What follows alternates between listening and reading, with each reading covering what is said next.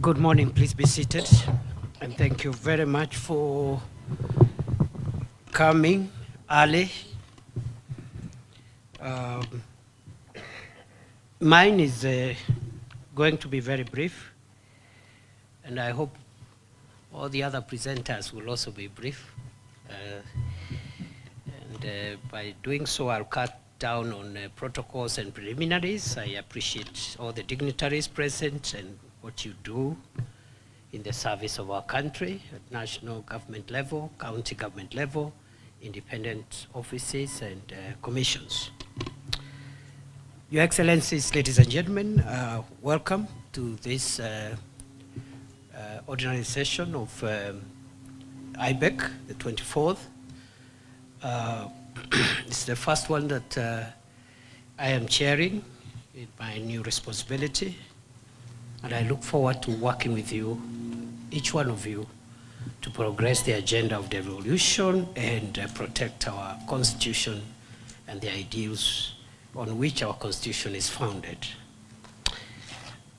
I look forward to a collegial, consultative, and cooperative engagement, not just for this meeting, but for our other engagements, because Article 6 of our Constitution and all the enabling laws of devolution do not anticipate adversarial engagements.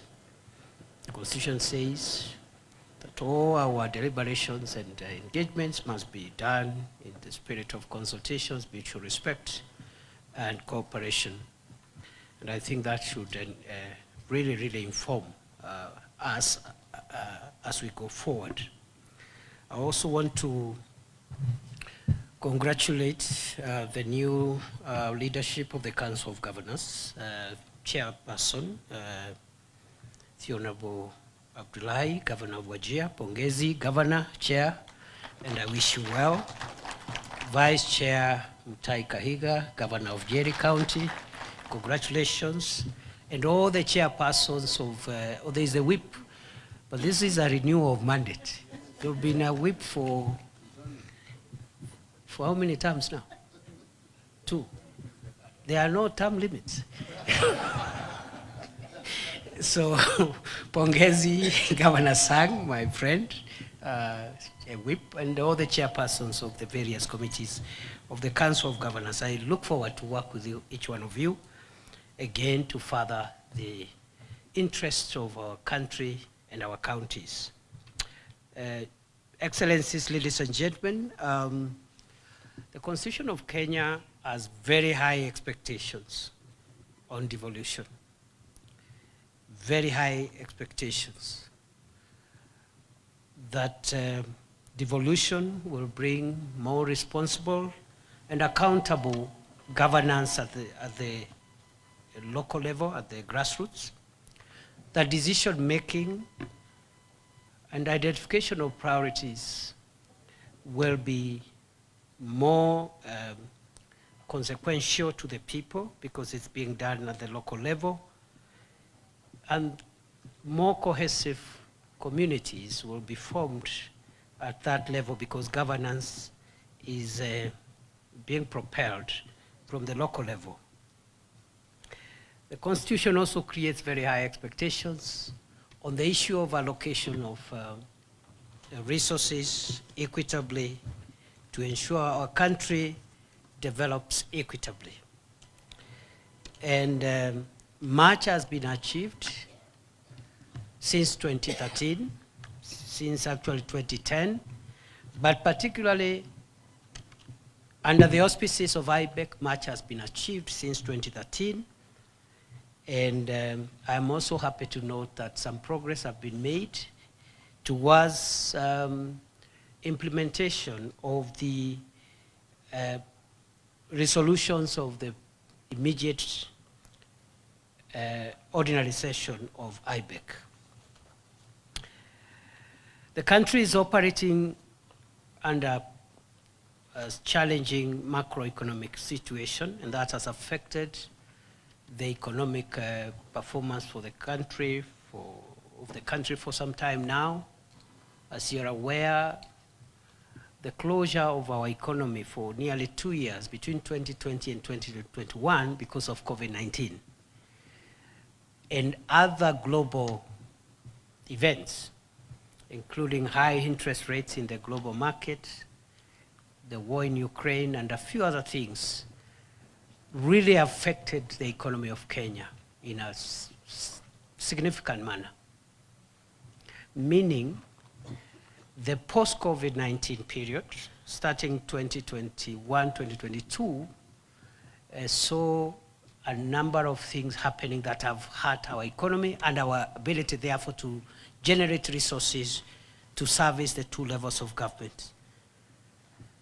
High interest rates, a weak shilling, and an unstable foreign exchange regime, high inflation, high prices of essential commodities, including foodstuffs and fuel.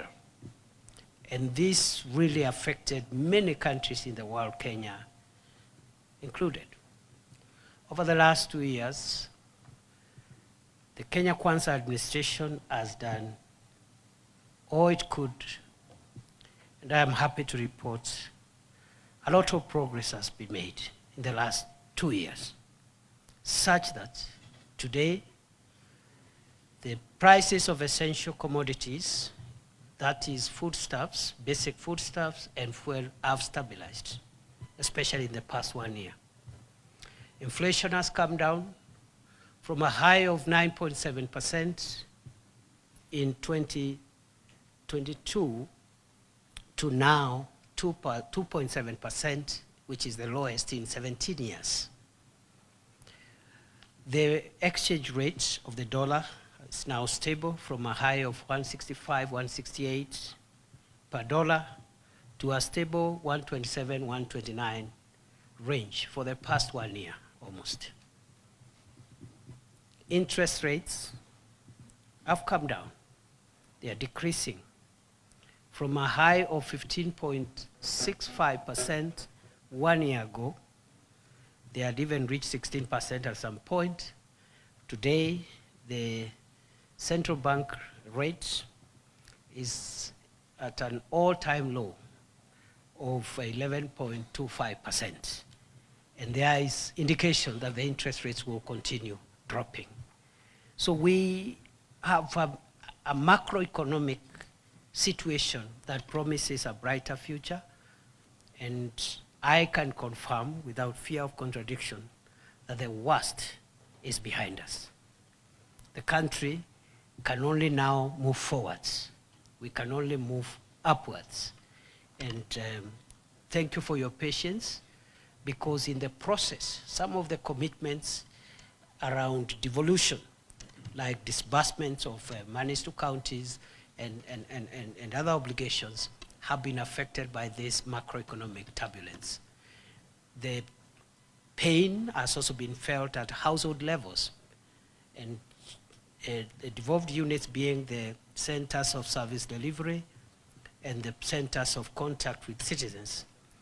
You can bear me witness that the pain has been quite significant, but I stand here today with the good news that the worst is behind us and the future is going to be more comfortable, because after arresting the escalation of the macroeconomic indicators, right now, the commitment of this administration is to work on household incomes, empowerment of citizens, strengthening devolution and service delivery at grassroots level, making sure that we create more jobs and therefore open the economy for a better and more inclusive prosperity. Excellencies, ladies and gentlemen, the last 1 year had some political implications which affected our fiscal situation, and that is in the sense that some financial instruments or fiscal instruments really that we anticipated would be passed were not passed because of violent and riotous behavior that caused death and violence in the middle of this year, leading to the withdrawal of the Finance Act 2024, and that has had its effect again on our fiscal resources for this year. We've had to adjust both the Division of Revenue, amend the Division of Revenue Act, the County Allocation of Revenue Act, and the consequential legislations, I'm sure, will also have to all be aligned, including budgets and appropriations frameworks, to make sure that this reality, that is the collapse of the 2024 Finance Act, Finance Bill, is accommodated. I want to appreciate the mediation teams and all the role players who enabled a resolution of how to accommodate the shortfall.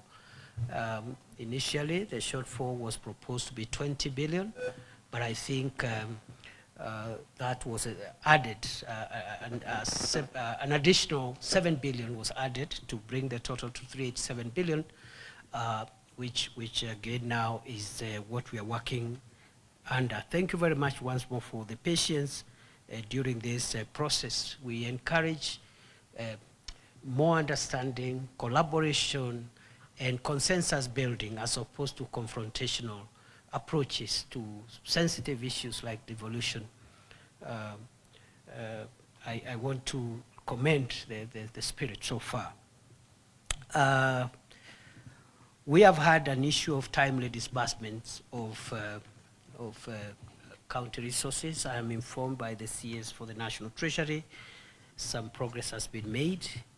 I'm told November is still outstanding, and I am also told that next week, November, will be sorted out, so that we try and regularize the delays. I am also aware there are other issues involving access to the development funds. Other than the delay in disbursements, there is also further delay down the chain because of the accountability procedures involving the Office of the Controller of Budget and the spending by counties. That discussion, we must face it head on and resolve it. We cannot have a situation where counties and county governments receive money, they're unable to spend it, but on the other hand, we must insist that accountability is for all of us. And therefore, we must have a way of bridging the gap between the viewpoints by the Council of Governors and the Controller of Budget to make sure that we assist both institutions, the COB and the COG, to deliver on their mandate. No institution has a right to frustrate the other. Both are pursuing legitimate interests, national interest, but at the same time, we must not use our mandates either to frustrate or to delay the delivery of services to the people of Kenya. Having said that, I think it's my very big pleasure to be here this morning. I hope we'll have very good deliberations. I hope we will crystallize some of the issues that needs to be escalated to the summit, the Intergovernmental Relations Summit, which will be held on Monday. And so my plea, as I finish my remarks, is we keep the presentations brief and focused and succinct. And please, let's just, we can achieve a lot in the next 1.5 hours so that we can also release each other for other engagements which are equally competing. And all of us are busy people, whatever we are doing. I wish you well. I look forward to working with you. And I am in familiar territory because 10 years of my public life I spent in the devolution family. So I'm happy to be back home. The security people had stolen me for a while, for 2 years. It was also a very good experience, but I'm happy to be back to the devolution family in one of the many roles that now I am undertaking. Thank you very much, and I wish you well. And what is the next item? I resume my position, and then maybe you will tell us what the next item is, and then we run through the agenda. Thank you very much.